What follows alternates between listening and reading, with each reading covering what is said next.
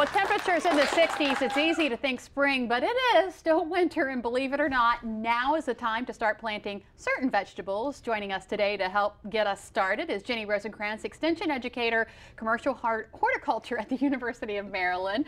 Thank you so much for joining us. My pleasure. Now, we are actually going to plant what? Well, we're going to go ahead and plant what I call a winter garden mix. Okay. And it's basically different lettuces. And these are nice because they're green and they're red, so they're very, very colorful. And these will grow very, very nicely in anyone's home. I mean, this can be done by any home gardener or anybody who says, I'm not really a gardener, but I'd like to try. Sure, and it's just a few simple steps. Okay, well, let's get started. What are we going to do? Good. Well, the first thing you have to do is you have to have the right containers. And this is commercial stuff. You don't necessarily need to have these, but this really works. So this is a cover. This is like a little plastic cover. It makes a little greenhouse, which is really nice. And it keeps the soil moist once it's done. The other thing you need is you need a container that has holes in it. And so if I hold this up in front of me, I can actually see through this, which you guys can't see through. And this tray has no holes. So once I water things, in here, the water will go from here into this tray, and it's not going to ruin anything. Right. Kind of an important consideration. Okay. So I'm going to just put this over here for the time being. Then you have to have.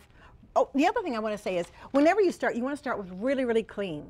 Okay, well, you're dealing with baby plants, and babies of every kind have got to stay very, very sterile. So if you're using something from last year, you want to clean it up. You really need not only clean it up, but you need to add bleach once you're done. Really? Yes. So you want to wash it real, real good, and then you want to bleach it for at least 15 minutes, and then rinse it out, and then you're good to go. So you start clean, and then you have to start with clean potting soil. So this potting soil has been created for seeds, which is really nice because it's really small. Did you buy it that way? Yes, I did. Yes, I did. You can go ahead and get potting soil for pots and all that kind of stuff that if you're going to grow ahead and do like begonias or something like that, it needs a heavier soil. This is very, very lightweight. And it's great for seeds. Now the other thing is when you're playing with soil, this is dry, and if you hold on to it, it falls apart. So you need to add water, and you want to add water in a container before you add it to the pot you're going to use. So would you like to go ahead and be the chef? All right, do you want me to pour all of this in? Well, pour some of it in. Okay. There we go. We're going to make mud, right? Exactly. That looks good. Now, the neat thing about potting soil, go ahead, add more, please. There we go. It's what they call hydrophobic. It does not like water. And so you really have got to work on it and get it all squished up. And I figure if you've got your hands all muddy, you can always wash them whenever you want to. Sure. There we go. Good. Now you don't want to add too much because you don't want it to be sloppy wet, but you want it to have it wet enough so when you grab a hold of it, it clumps together. It clumps together. Gotcha. There we go. All right, I'm going to go ahead and get the corners. And I think I have just enough here. Well, I know a little bit more water, please. Okay. There we go. We got some dry on there. There we go. Yes, perfect. That wasn't too much. Good. All right. Yes, that's perfect. And as you see, it gets a little darker, and it does clump together when you squish it.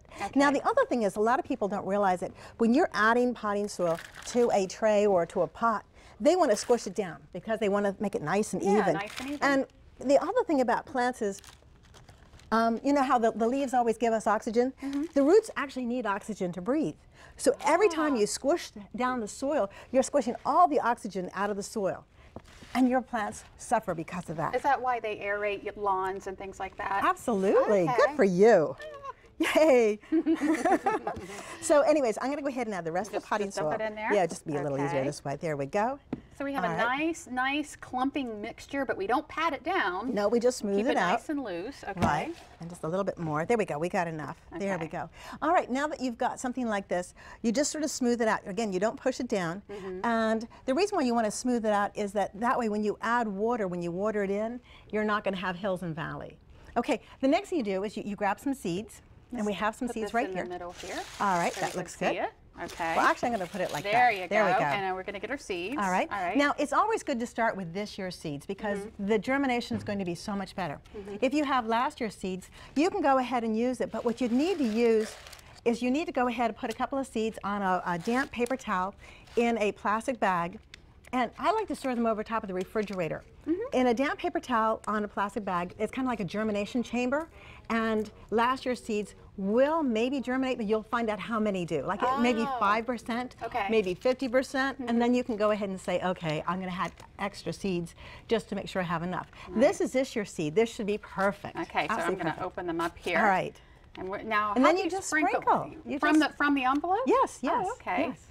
Now, some people like to do straight lines. I like to sprinkle all Just over. sprinkle them, let them fall as they may. Go ahead and do another one. Oh, okay. These So are teeny we can tiny. put all these in there? Yes. Oh, they're very No, small. you don't have to do all of them, just these two. Yeah. Whoops, they're a little shy. There we go. There we go. There's And then one another more.